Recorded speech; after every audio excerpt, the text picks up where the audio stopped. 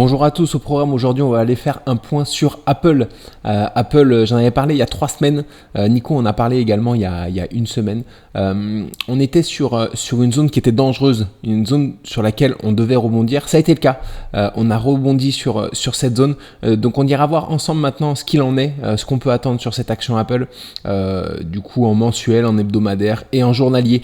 Et puis comme d'habitude en fin de vidéo on ira voir le SP500 et le Nasdaq pour les marchés américains, ainsi que le CAC 40 pour le marché français, et on ira faire également un petit tour sur le DAX pour les marchés allemands, pour le marché allemand. Donc voilà, alors on commence avec Apple que je vais mettre en grand écran et je vais le mettre en mensuel dans un premier temps. Voilà.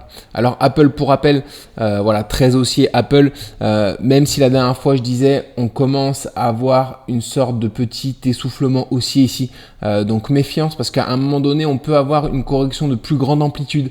Il faut rester méfiant, mais on va voir que bon, on peut repartir. Voilà, ce scénario de correction un peu plus ample peut être invalidé si jamais on repart fortement vers le haut, et on va voir qu'en hebdomadaire on a peut-être un scénario de reprise haussière assez importante sur Apple, donc on va voir que ce scénario peut être invalidé, ce scénario de correction plus profonde. On va aller voir en hebdomadaire. Alors hebdomadaire, c'est là où c'était intéressant, on avait ce canal ici avec une zone de résistance, une zone de support, ce canal dont les objectifs sont les 206 qu'on n'a pas encore atteint. Sur le chemin, on a fait un double bottom visiblement de continuation haussière. On avait peur que ce soit à un moment donné un double top de retournement baissier. Donc voilà, j'avais dit la dernière fois, j'avais fait la vidéo par ici. Attendez, j'avais fait la vidéo, j'avais placé exactement ici.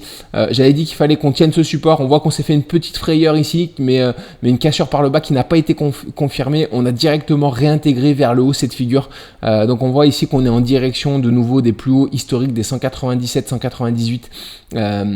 Donc voilà ce qu'on peut dire en hebdomadaire. Si jamais on franchit cette zone, là concrètement on repartira sur potentiellement un bull run sur Apple à court terme.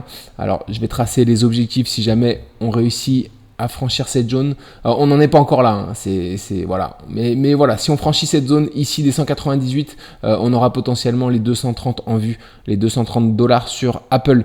On va voir en journalier, c'est là où c'est le plus intéressant. On va pouvoir faire un point en journalier. Alors comme je le disais ici, il y avait une zone de résistance qu'il fallait tenir absolument. On voit qu'on a fait une cassure, on a réintégré tout de suite cette zone de résistance, donc c'est très intéressant. Il fallait absolument qu'on la réintègre, sinon on avait des objectifs bien plus baissiers autour des 133 sur Apple. Donc du coup ce scénario est invalidé, et ici on voit qu'on a fait des choses intéressantes. Alors dans un premier temps on est venu quasiment atteindre des objectifs de cette figure, de ce triangle avec la zone de résistance ici et la zone de support ici. Il n'est pas très beau ce triangle, mais on est quand même quasiment allé atteindre ces objectifs des 163,10. On voit qu'on a quasiment méché sur les objectifs avant de rebondir et de repartir vers le haut. C'est pour ça que c'est important de toujours tracer des objectifs, parce qu'ils sont souvent très justes, et ils jouent également souvent le rôle de support ou de résistance. Donc voilà ce qu'on peut dire sur l'objectif de cette figure. Ici, qu'est-ce qu'on est en train de former? Qu'est-ce qu'on a formé? Alors moi, ce que je vois ici, c'est une sorte d'élargissement. Un élargissement descendant à angle droit avec une zone de support ici au 178,60 et une zone de résistance ici légèrement descendante. Les objectifs de cette figure sont ici, sont les 194, ils sont atteints je crois 90% du temps. Donc voilà, on n'aura pas trop de mal à revenir chercher ces zones, et par la même occasion je pense qu'il n'y a pas grand chose qui nous retiendra de revenir vers les 198 une fois qu'on sera dans cette zone là. En attendant, ce qu'on peut voir, c'est qu'il y a un gap ici, un gap qu'on est potentiellement susceptible de venir combler avant de repartir vers le haut. C'est pas dramatique, hein, si on revient chercher les 173 en attendant, on peut tout de suite partir vers le haut comme ça, vers les objectifs, hein. Il y a aucune raison qu'on ne le fasse pas. Mais si jamais on vient partiellement combler ce gap, voilà, c'est pas dramatique non plus. Ce serait compréhensible qu'on revienne aux 172 pour ensuite repartir vers le haut. Et ça validerait du coup une figure qui est intéressante. C'est Nico qui l'a présenté dans sa vidéo. Nico qui s'occupe des vidéos analyses, hein, notamment des crypto-monnaies. Mais parfois il parle de Tesla et d'Apple. Et il l'a très bien vu cette figure ici, avec une zone de résistance ici et une zone de support également ici. C'est un élargissement descendant Voilà, on a fait déjà une première rotation, une seconde, une troisième. On est de nouveau pour une troisième fois sur la résistance ici. Si jamais on revient ici combler ce gap et qu'on repart ici vers le haut, on aura potentiellement ce qu'on appelle une rotation partielle. Une rotation partielle, c'est un événement qui est très haussier sur les élargissements, qu'on voit notamment beaucoup sur les élargissements. C'est un événement très haussier. Donc voilà, c'est pour ça que je vous dis, si on vient rechercher les 172 et qu'on repart ensuite vers le haut, c'est pas dramatique qu'on revienne vers les 172. Au contraire, on aura potentiellement un scénario de nouveau très haussier sur Apple. Et si on casse cette figure par le haut, cet élargissement descendant, on a ici avec la zone de résistance ici et la zone de support ici, on a un objectif qui se trouve autour des 220. Donc un objectif qui est quand même très important.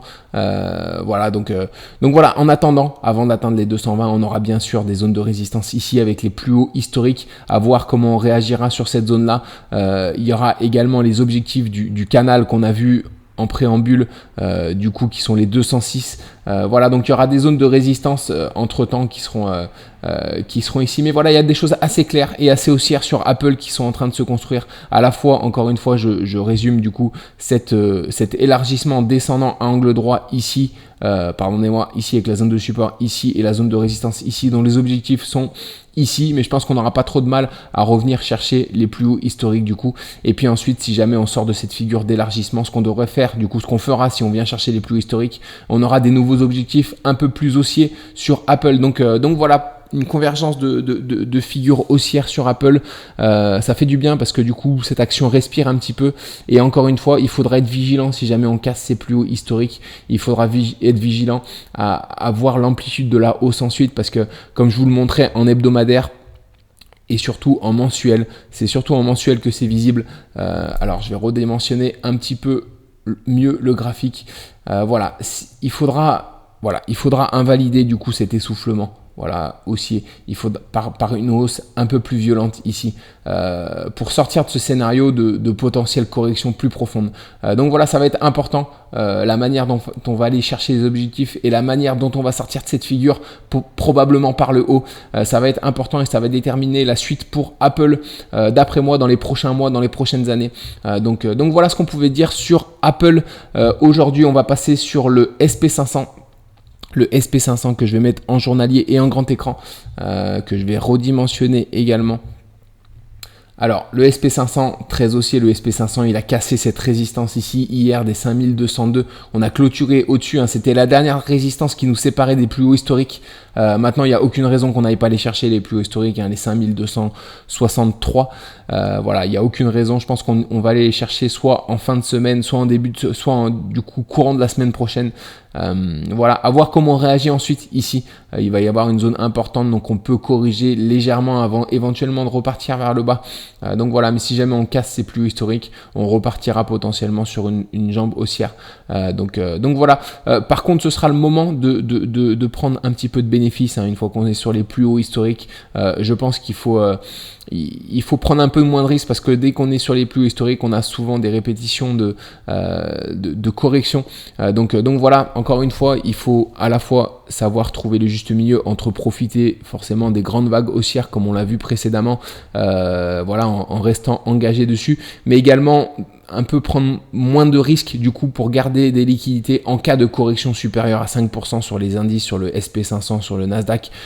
Donc voilà, c'est important de garder des liquidités pour éventuellement réinvestir quand on est sur des niveaux un peu plus bas. C'est là où se font les belles performances forcément. Donc voilà ce qu'on peut dire sur le SP500 qui probablement va chercher ses plus hauts historiques à court terme. Concernant le Nasdaq, c'est à peu près la même chose. Le Nasdaq que je mets en grand écran et en daily.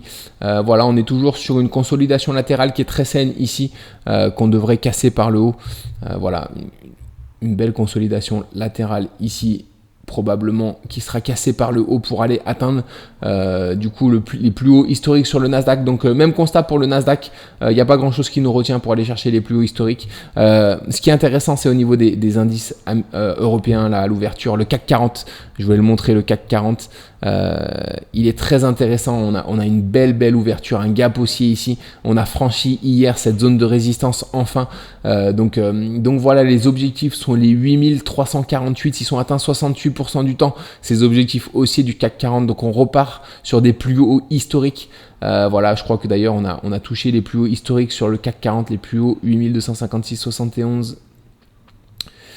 Oui, probablement 8200. Ouais, on a touché les plus hauts historiques, du coup de nouveau les plus hauts historiques sur le CAC 40. Voilà, donc on va voir comment on réagit sur les plus hauts historiques dans un premier temps. Peut-être qu'on va revenir s'appuyer ici sur les 8124 avant de repartir vers le haut. Mais voilà, les objectifs à privilégier sont les 8348 qui sont atteints 68% du temps. Je voulais montrer également le DAX. Le DAX qui est intéressant parce qu'on vient d'arriver sur son double objectif ici. Voilà, on avait un objectif du triangle de l'élargissement descendant, pardonnez-moi, qui était ici, qui était les 18078. C'était le même que l'épaule tête, épaule inversée ici. Donc une convergence d'objectifs qui sont atteints à 83% du temps et 81% du temps pour l'élargissement descendant. Donc on y est sur cet objectif. On voit qu'on est en train de le transpercer. On est sur des nouveaux plus hauts historiques également sur le DAX. Mais par contre, méfiance ici. Une fois ces plus hauts historiques dépassés et ces objectifs validés, on peut avoir ces objectifs peuvent jouer le rôle de résistance. Donc on peut avoir une petite correction à court terme, sachant que je vois qu'on a fait quand même une succession de bougies haussières. Donc ce serait pas scandaleux de faire une petite correction avant éventuellement de reprendre la hausse sur le DAX. Mais voilà, on est sur des zones de résistance quand même sur les marchés européens, à la fois sur le CAC 40 qui est sur ses plus hauts historiques et à la fois sur le DAX qui est sur ses objectifs. Donc méfiance à ce qui peut se passer en fin de semaine ou en début de semaine prochaine. Peut-être une petite correction, mais en tout cas, voilà, je pense que ce sera une légère correction parce qu'on est reparti sur des belles performances sur les indices européens et aussi sur les indices américains d'après moi. Alors on va regarder la map qui est magnifique à l'ouverture du CAC 40 ce matin. Regardez ça, tout est au vert, donc voilà, c'est beau hein. Pour les investisseurs, c'est vraiment des maps qui sont géniales. Donc Schneider qui gagne 1,33 ce matin, Société Générale à plus de 2%, Carrefour plus de 1%, voilà, sinon tout est dans le vert. Donc ArcelorMittal plus de 2%. Donc voilà, c'est vraiment une map très intéressante, hein, très plaisante à voir. Hein, c'est pas tous les jours qu'on voit ça, donc c'est cool quand on les voit toutes dans le vert comme ça.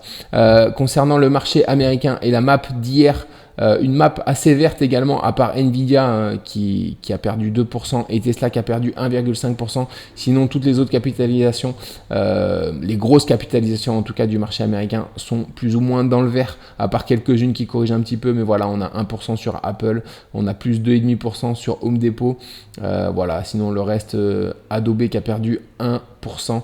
Donc voilà, Uber qui gagne 2%. Voilà, c'est tout du coup pour moi aujourd'hui. On se retrouve du coup ce week-end pour le bilan de la journée du jour. Je vous souhaite un bon début de week-end. Bonne journée et à très vite.